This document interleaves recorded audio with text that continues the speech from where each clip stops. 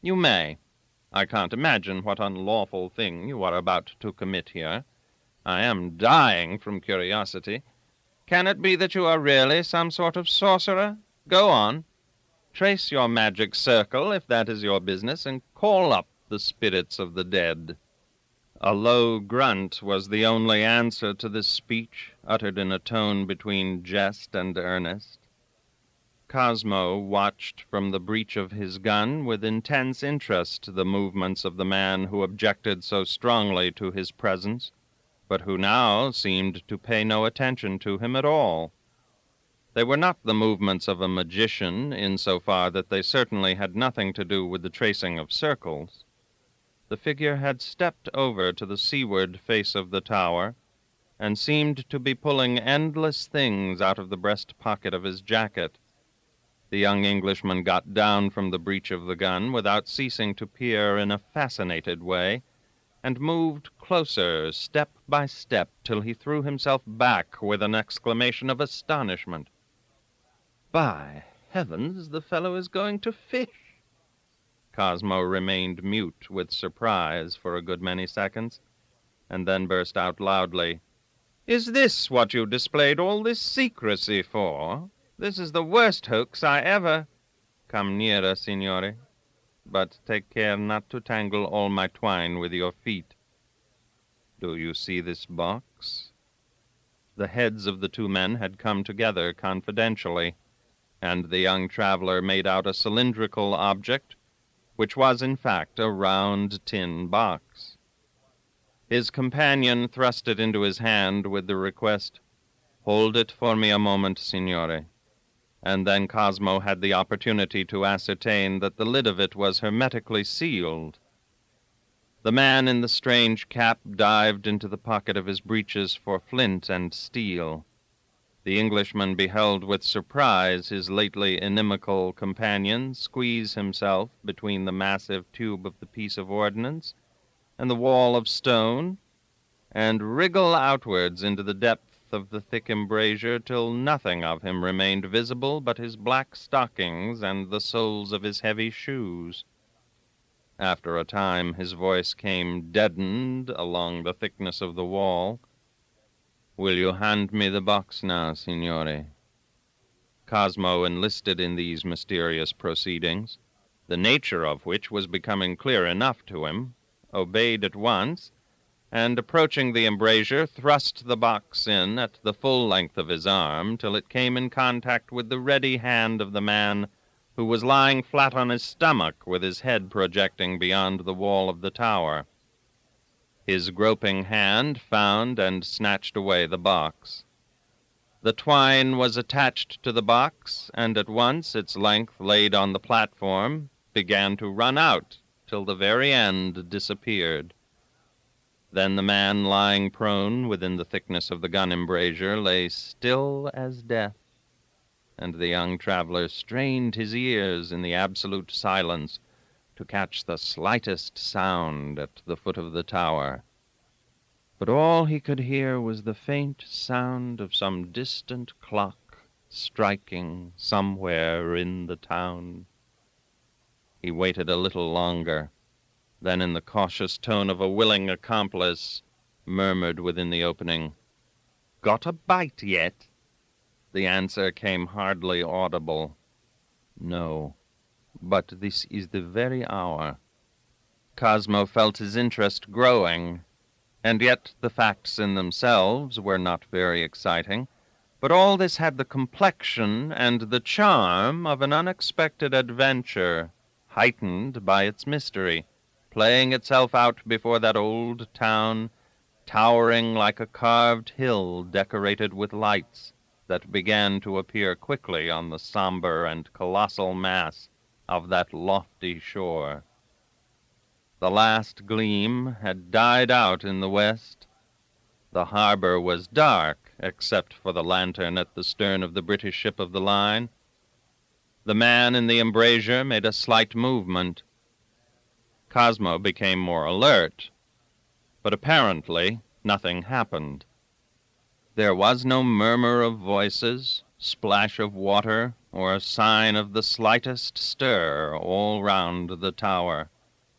Suddenly the man in the embrasure began to wriggle back onto the platform, and in a very few minutes stood up to his full height, facing the unexpected helper.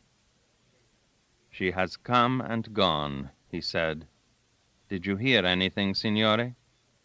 "Not a sound. She might have been the ghost of a boat, for you are alluding to a boat, are you not? See, and I hope that if any eye on shore had made her out, it had taken her for only a ghost.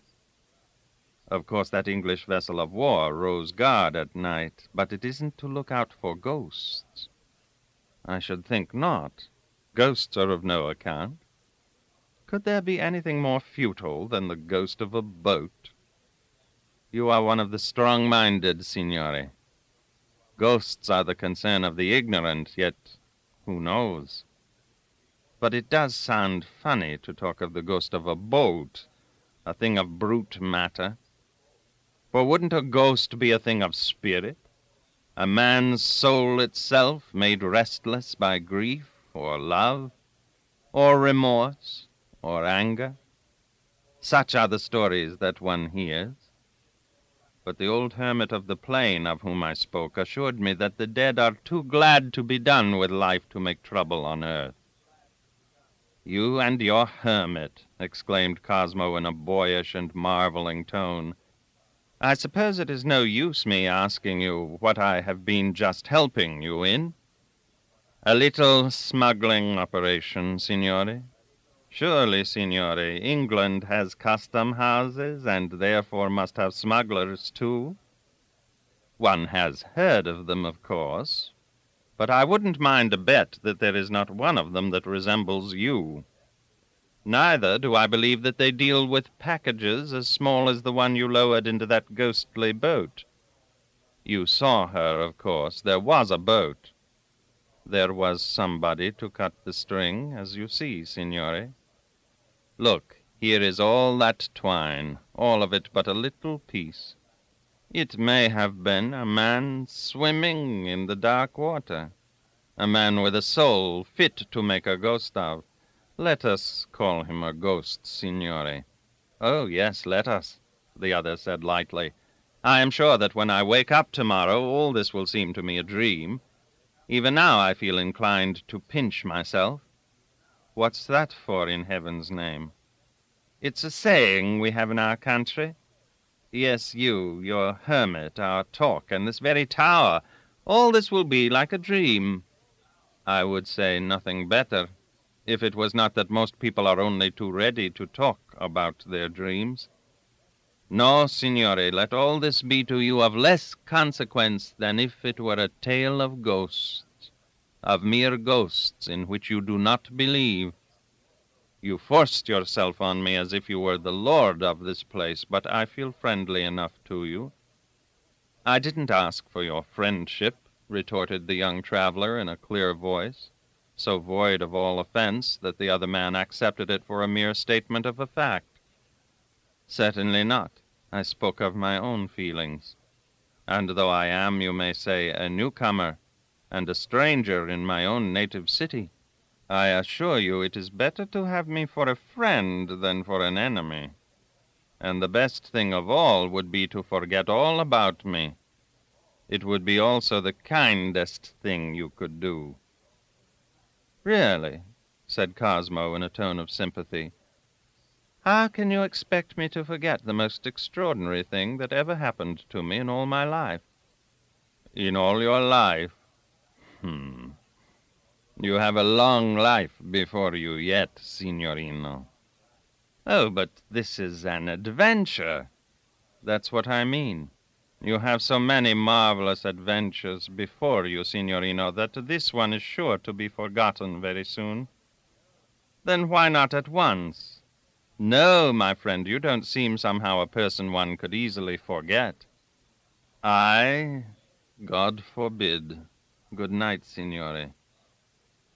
No sooner were the words out of his mouth than the man in the cap bounded across the platform, dived into the black square opening on its landward side, and ran down the steps so lightly that not a sound reached the ears of the other.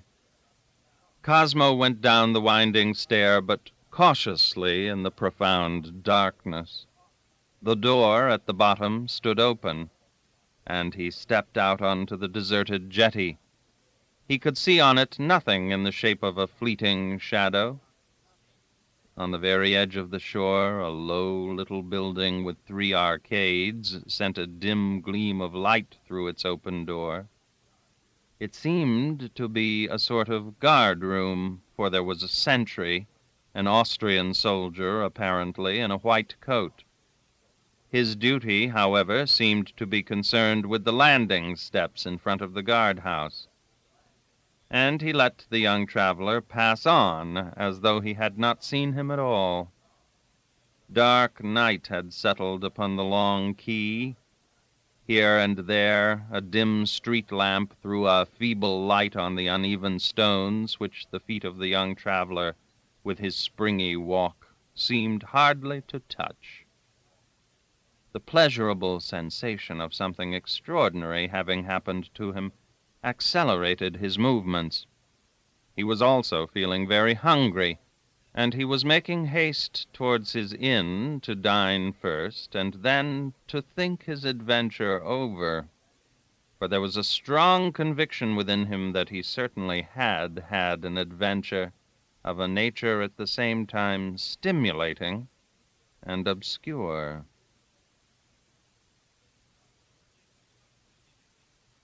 Chapter 2. Cosmo Latham had an inborn faculty of orientation in strange surroundings, most invaluable in a cavalry officer, but of which he had never made much use, not even during the few months when he served as a cornet of horse in the Duke of Wellington's army, in the last year of the Peninsular Campaign. There had been but few occasions to make use of it for a freshly joined subaltern. It stood him in good stead that night, however, while making his way to his inn in a town in which he was a complete stranger, for it allowed him, with but little concern for the direction he took, to think of his home, which he loved for itself, every stone and every tree of it, and of the 2 people he left there, whom he loved too, each in a different way, his father, Sir Charles, and his sister, Henrietta. Latham Hall, a large, straggling building showing traces of many styles, flanked by a romantic park, and commanding a vast view of the Yorkshire hills, had been the hereditary home of Lathams from the times before the Great Rebellion. That it escaped confiscation then might have been the effect of the worldly prudence of the Latham of that time. He probably took good care not to shock persons of position and influence. That, however, was not the characteristic of the later Lathams down to Sir Charles, Cosmo's father. Sir Charles's unconventional individuality had never been understood by his country neighbors. Born endowed with a good intellect, a lively imagination, and a capacity for social intercourse, it had been his fate, owing to the idiosyncrasies of his own father, to spend his early youth in the depths of Yorkshire, in surroundings not at all congenial to his tastes.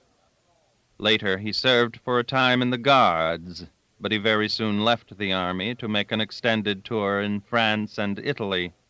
In those last days before the Revolution, Le Chevalier Latham obtained a great social recognition in Paris and Versailles amongst the very best people, not so much by his brilliance as by the depth of his character and the largeness of his ideas.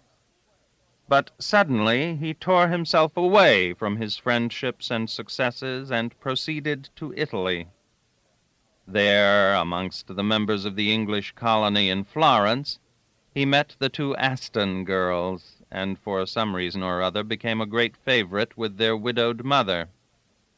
But at the end of some months he suddenly made up his mind to return home.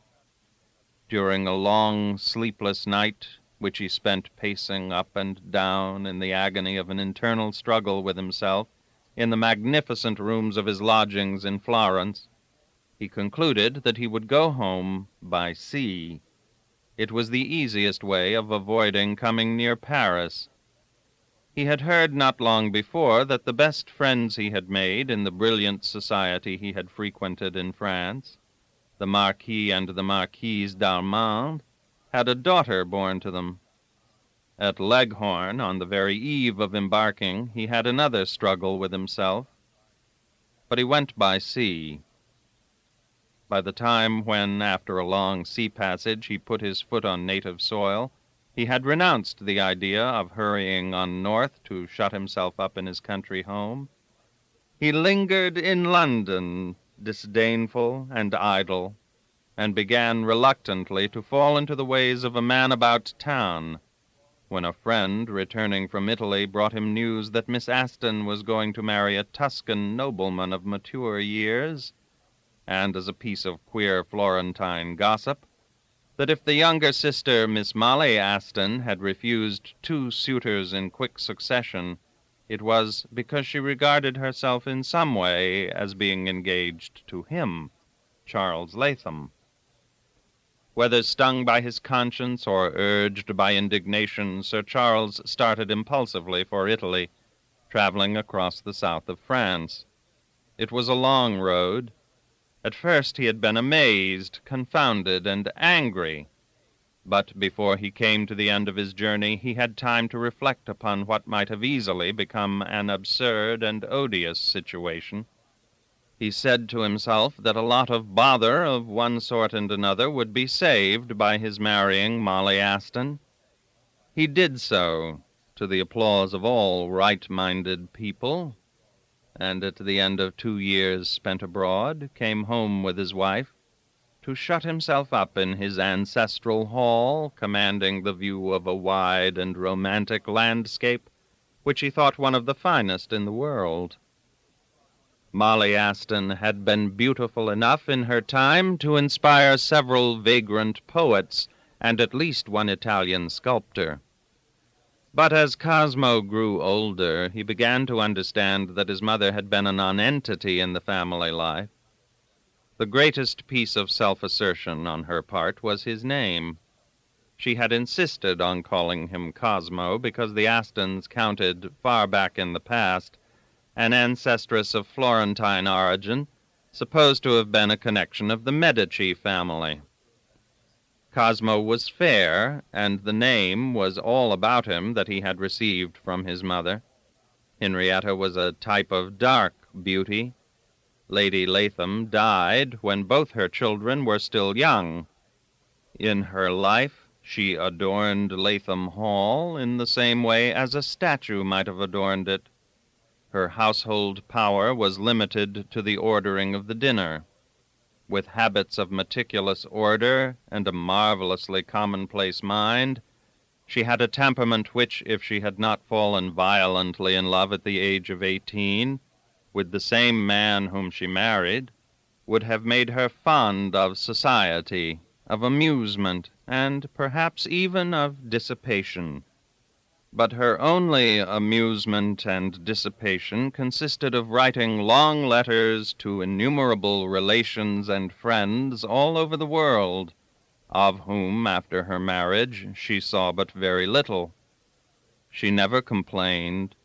Her hidden fear of all initiative and the secret ardor of her temperament found their fulfillment in an absolute submission to Sir Charles's will.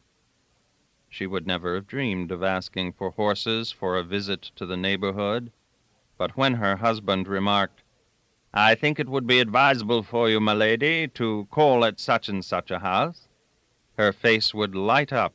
She would answer with alacrity, "Certainly, Sir Charles," and go off to array herself magnificently indeed, perhaps because of that drop of Medici blood, but also with great taste.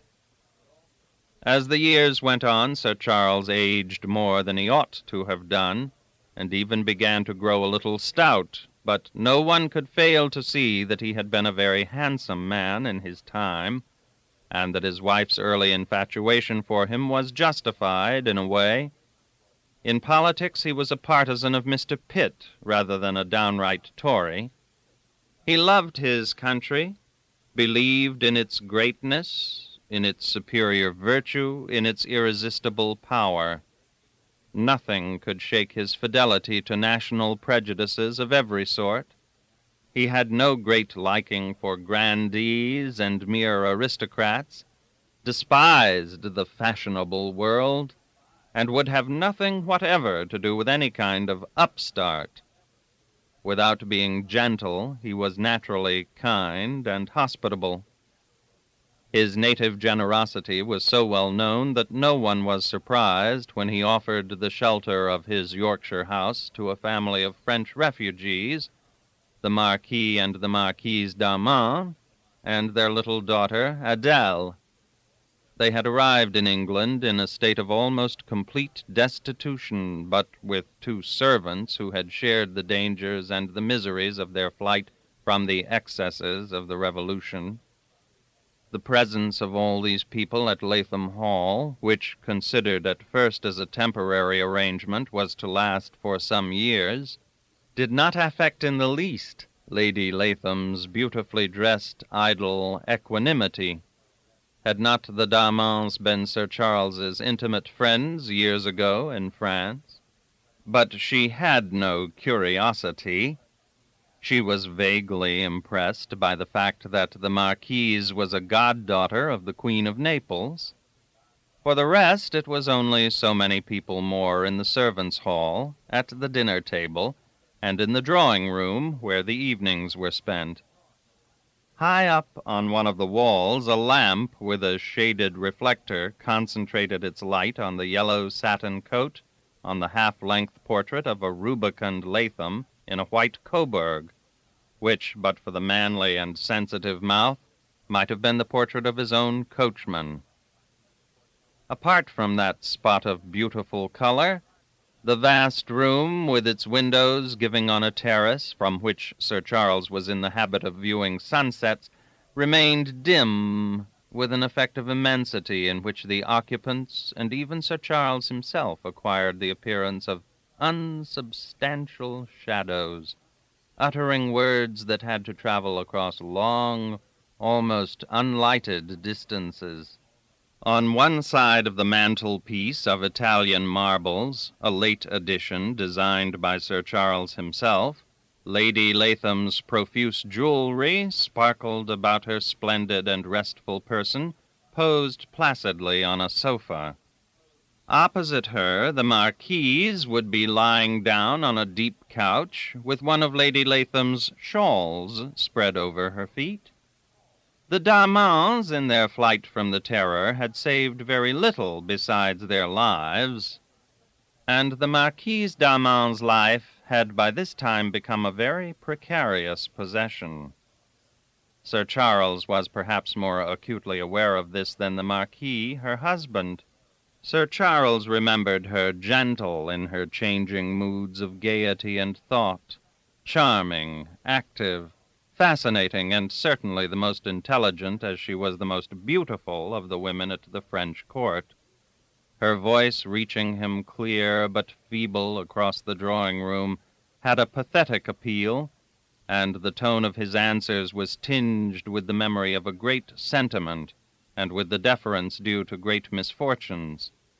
From time to time, Lady Latham would make a remark in a matter-of-fact tone, which would provoke something resembling curtness in Sir Charles's elaborately polite reply, and the thought that that woman would have made the very Lord's Prayer sound prosaic. And then, in the long pauses, they would pursue their own thoughts, as perplexed and full of unrest as the world of seas and continents that began at the edge of the long terrace, graced by gorgeous sunsets. The wide world, filled with the strife of ideas and the struggle of nations, in perhaps the most troubled time of its history. From the depths of the Italian chimney-piece, The firelight of blazing English logs would fall on Adele d'Armand, sitting quietly on a low stool near her mother's couch. Her fair hair, white complexion, and dark blue eyes contrasted strongly with the deeper color scheme of Henrietta Latham, whose locks were rich chestnut brown, and whose eyes had a dark luster full of intelligence rather than sentiment. Now and then the French child would turn her head to look at Sir Charles, for whom, in her silent existence, she had developed a filial affection.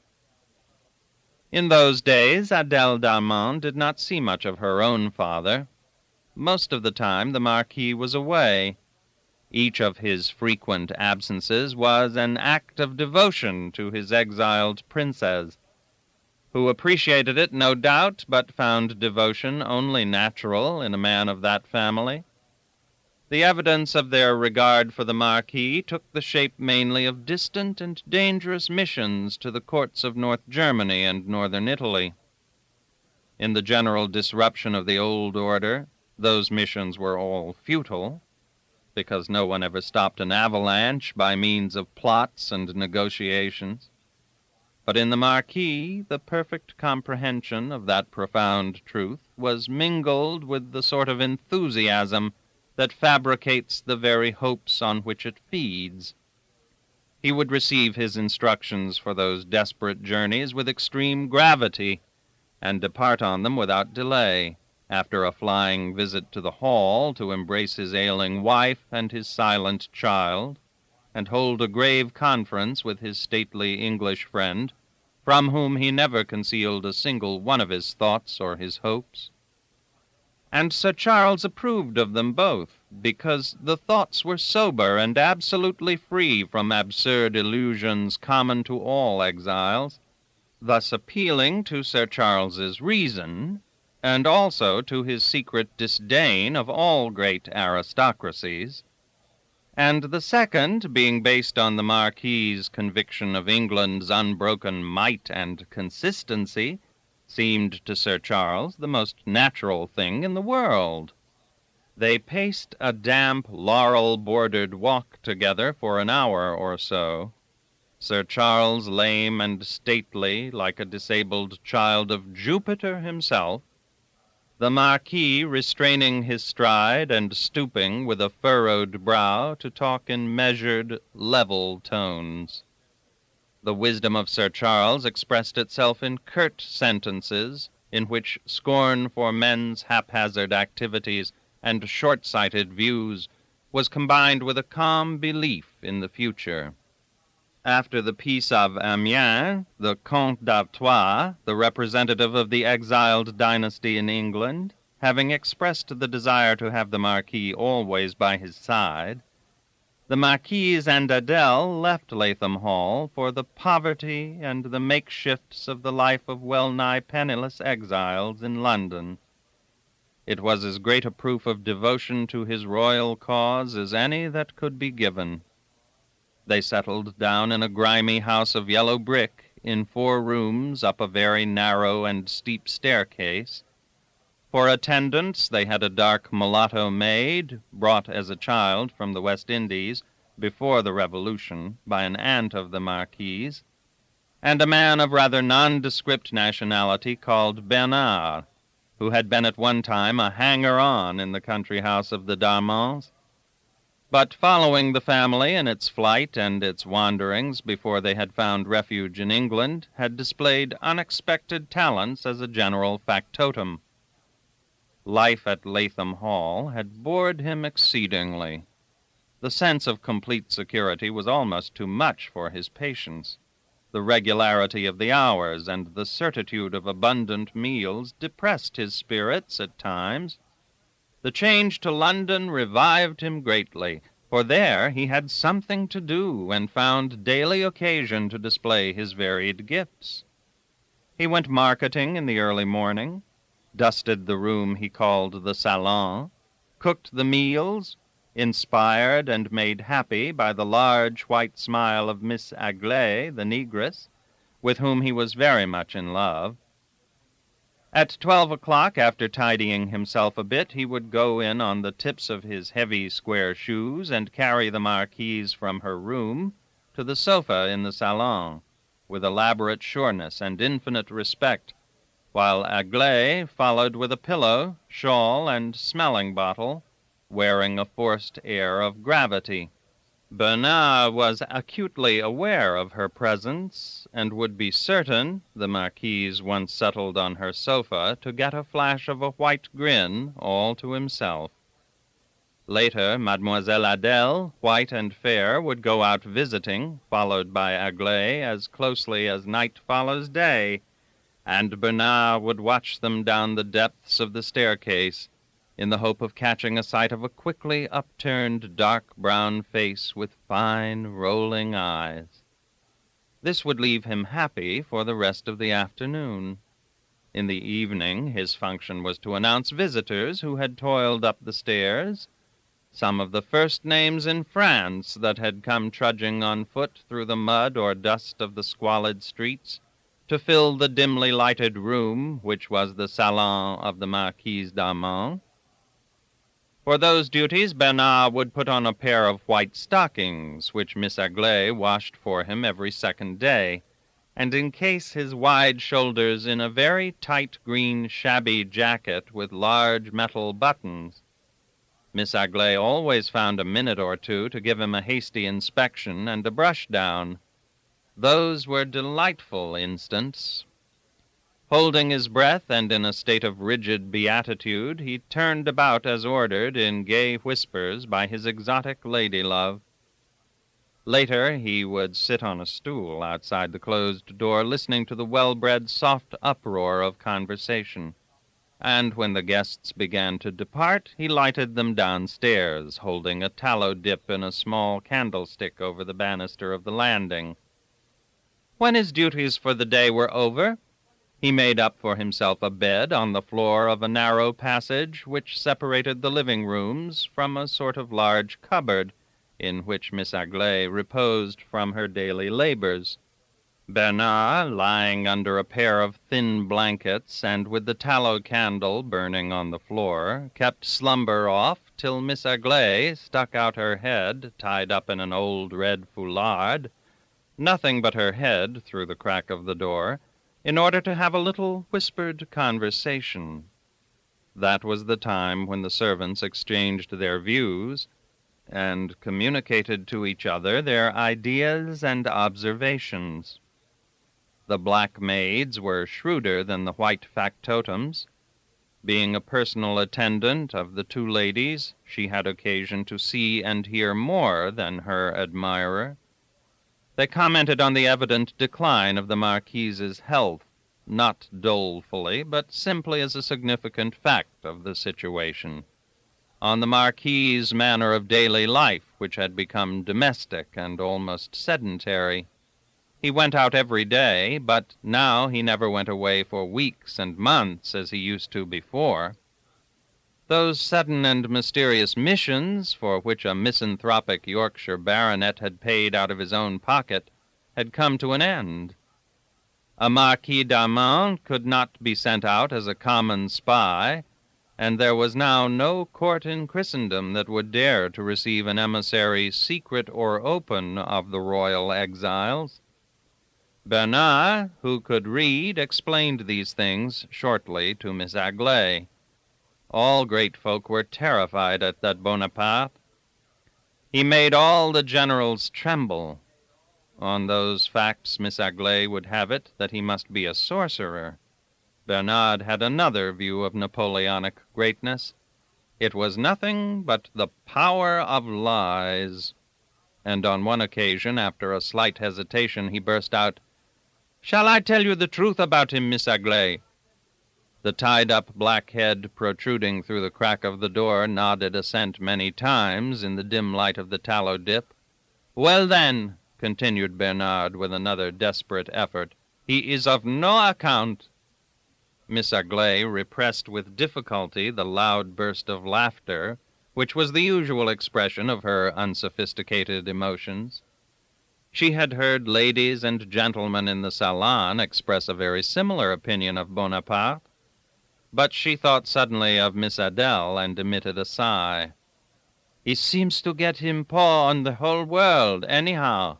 What sort of a fellow is he, Bernard? You have seen him." Bernard had seen the fellow. He assured Miss Aglaé that he was a miserable shrimp of a man in big boots and with lank hair hanging down his yellow cheeks. "I could break him in two like a straw if I could only get him into my hands." Believing it implicitly, the black maid suggested that Bernard should go and do it. "I would go at once," said the faithful follower. "But if I went, I would never see you again. He has always 100,000 men around him." At this, Miss Aglaé, who had begun to smile, ended with a sigh of such a deeply sorrowful nature that Bernard assured her that the time would come, yes, some day the time would come, when everybody would get back his own. Aglaé was ready to believe this prophecy, but meantime there was Miss Adele. That sweet child was now ready to get married, but everybody was so poor. Bernard put on a sentimental expression in the dim light of the tallow dip, the flame of which swayed by the side of his straw mattress and made the shadow of his head, protected by a nightcap, dance too high up the wall of the draughty passage.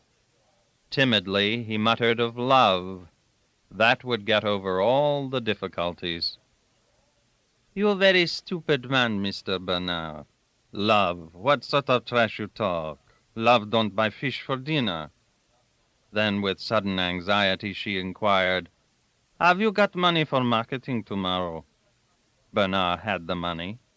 Not much, but he had the money. "Then you go out early and buy fish for dinner. This Madame la Marquise orders. Easier than killing an emperor," she continued sarcastically. "And take care, fat woman in Billingsgate, don't cheat you too much," she added with dignity before drawing her head in and shutting the door of her dark cupboard.